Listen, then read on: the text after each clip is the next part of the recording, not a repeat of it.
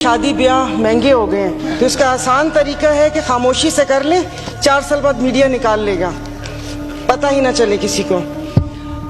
Speaker साहब, कल तो आए इसाक साहब और एक बम गिराकर चले गए, तो उनको वो रुके भी नहीं, आपने मुझे वक्त भी नहीं दिया। उनको तो मुबारकबाद पेश करनी थी यहाँ आने पर कि 4 साल कैदो बंद की सऊबतें उठाई और उसके बाद वो आए और यहाँ पर हमें भले बम ही गिराया मगर अपना चेहरा दिखा दिया। तो जनाबे स्पीकर, इधर जिससे भी पूछा उन्होंने कहा कि भाई ये जो IMF से मुआहदा हुआ है ये मुल्क के लिए बहुत ज़रूरी है और ये है वो है, तो मैंने भी कोई तनकीद नहीं करनी थी। अब जाहिर है पाकिस्तान को डिफ़ॉल्ट होता तो नहीं देख सकते, हालांकि गो कि इसमें मेरा कोई हिस्सा नहीं है, तो लेकिन मैंने सिर्फ वजीर खजाना साहब को एक रिक्वेस्ट करनी थी कि 15 और 25 वाले को तो छोड़ें, मुझे एक 50,000 वाले का बजट बनाकर दिखा दें। आप मुझे बजट बनाकर दिखा दें, मैं आपको इसको भी मैं आपको वोट दूंगी और आइंदा आने वाले आपके फैसलों को भी मैं सेकंड करूंगी। तो ये कौन सी बात है कि आप आए, आप जिस दुख तकलीफ और कर्ब से गुजरते ही नहीं है, उससे गुजरते ही नहीं है, और आप यहाँ पर आके भाषण देते हैं कि ये हमें मुश्किल फैसले करने पड़ेंगे। मुश्किल फैसले अपने लिए करें ना, अपने लिए क्यों नहीं करते? अवाम को सादगी का दर्स दिया जा रहा है, इनके एक एक लिबास और इनकी अशिया जो इस्तेमाल करते हैं उनकी कीमतों का आपको अंदाजा है? डेली एक फोटो शूट आता था, 15 लाख रुपए का कोट, 10 लाख का जूता, 15 लाख का स्कार्फ। ये एक पाकिस्तान जो डिफॉल्ट हो रहा है, वेंटिलेटर पर है, उसकी आवाम को ये मजाक एक तस्वीर ट्विटर पे डेली शेयर होती थी। मुझे सिर्फ एक 50,000 वाले के जीने का हक छीन लिए हैं उन लोगों से। आप मुझे बताएं कि ये पेट्रोल के लिए यहीं पर ही थे।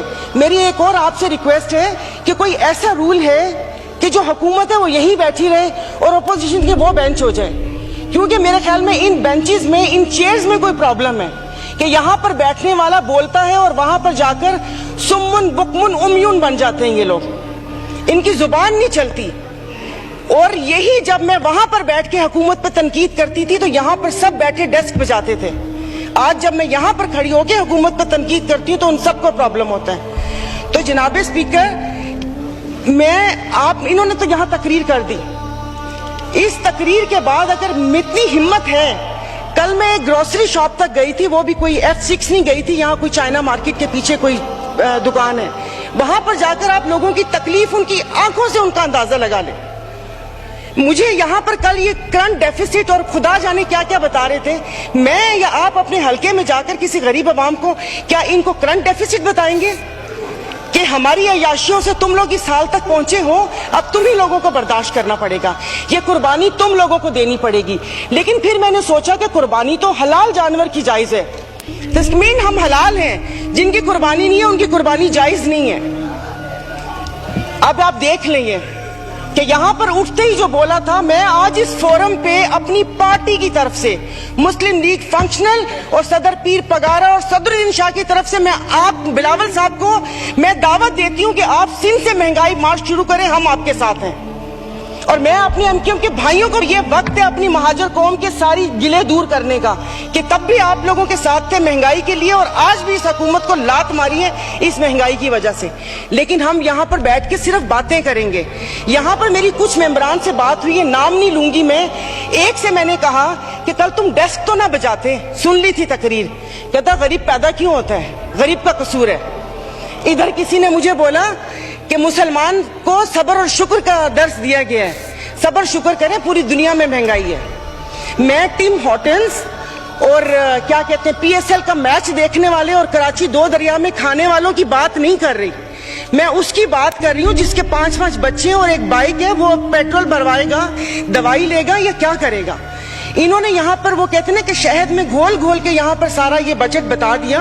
मैं वैसे लिखा हुआ पढ़ नहीं सकती इसलिए कि उसमें जज्बात नहीं होते, वो रीडिंग होती है। जैसे कल परसों ये वजीर खजाना साका साहब ने आके बिना जज्बात के यहाँ पर आकर कागज पढ़ के और ये जा और वो जा, दूसरे के ऊपर और पीछे यहाँ पर बैठे हुए सारे पीछे डेस्क पे जा रहे थे कि उसने वो कर दिया, क्योंकि इनकी तो दुकान चल रही है।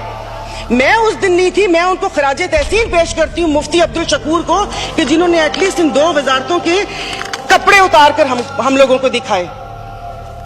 ये ऐसे नहीं होगा। मुझे बताएं कि वो अवाम ही नहीं रहेंगी तो आप लोग हुकूमत किस पे करेंगे? और बिजली की बात कर रहे हैं तो आप मुझे बताएं कि आईपीपीस के मुआहदे किसने किए थे? आईपीपीस के मुआहदे तो इन्होंने किए, और कल उन्होंने कहा कि हुकूमत जैसे ही संभलने वाली थी तो सैलाब आ गया। तो जनाब स्पीकर मुझे माफ कर दीजिए, जिस वक्त सैलाब आया तो उस वक्त तो हम अपनी जिंदा दिली का सबूत दे रहे थे। 75 करोड़ आवाम के खून पसीने और टैक्स की कमाई से हम यहाँ पर तकरीबात कर रहे थे। और मजे की बात है, प्लीज मतलब मैं बहुत आराम से बात कर रही हूँ, कोई तंज नहीं करूंगी, कि अभी आइन की तकरीबात का आगाज हुआ है। क्या आइन के आर्टिकल 3 आई थिंक 27 या 35, 36 आगे, क्या उस पे ये रियासत पूरा उतरती है? क्या हमारी जानो माल की हिफाजत है यहाँ पर? हमें बुनियादी सहूलतें मुयस्सर हैं यहाँ पर? मतलब हम लोग इतने नाक के पक्के हैं कि उस पे वो करके आइन की बात कर रहे हैं। और ये हालात इस नहद तक ना पहुंचाएं कि हम अपनी बड़ों की कुर्बानियों को बेफजूल समझें, क्योंकि गोरे से तो लेके रहेंगे पाकिस्तान, ये नारे लगाकर हमने आजादी तो ले ली, अब मैं किससे आजादी मांगूं? क्या गोश्त खाने के लिए हमने आजादी मांगी थी कि खुला गोश्त यहां पर खाने को मिल जाए? उसके अलावा तो कुछ भी नहीं है। और मुझे माफ कर दीजिएगा कि उस कश्मीर वाले दिन में यहां पर ना वजीर आजम थे, ना वजीर खारजा थे, ना दिफा मिनिस्टर थे, और ये यहाँ पर कश्मीर का वो हो रहा था। और जो मोदी की कहानी सुना रहे थे, मुझे तो एक सेकंड के लिए, मैं तो उस वक्त आई थी, मैं समझी कि आप शायद यहाँ के हालात सुना रहे हैं।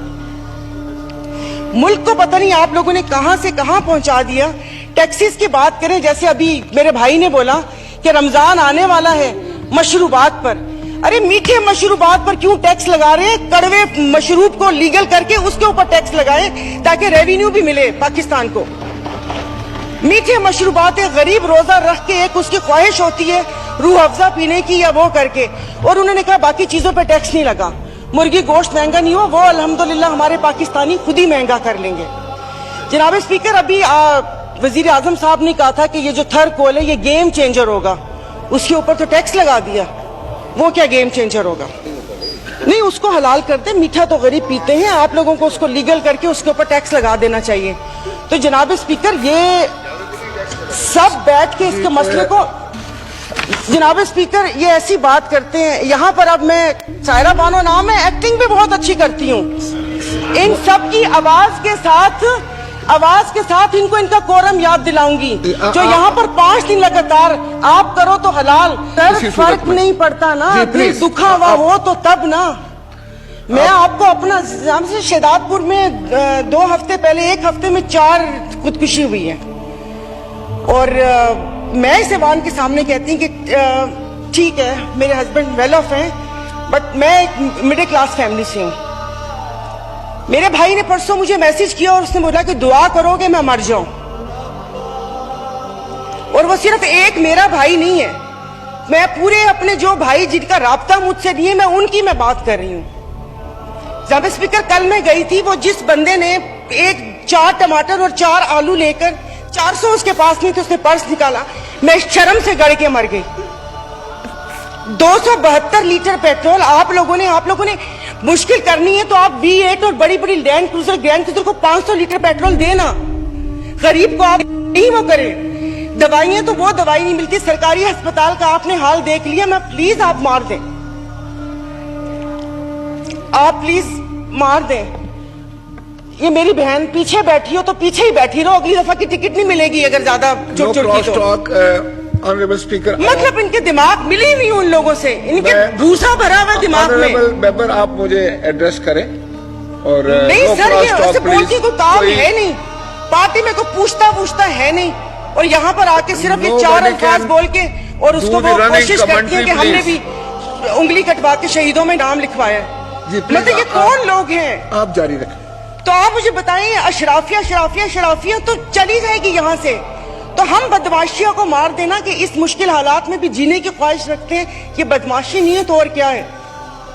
इज्जतें नीलाम हो। अभी तो पहले किसी ने मुझे कहा कि आगे क्या होगा, बच्चे तो बिकते थे, इज्जतें भी नीलाम होती थी। आई एम सॉरी, भले आप एक्सपेंस कर दीजिएगा अल्फाज, पहले ढके छुपे होती थे, अब खुलेआम होंगी। और मैं इज्जत नहीं बोलूंगी, जिस्म फरोशी बोलूंगी, क्योंकि अगर इज्जतें बिक रही होती तो सब खरीद लेते, फिर बिल लाने की जरूरत ना पड़ती कि इज्जत दो हमें। सब यहाँ पर बैठे हुए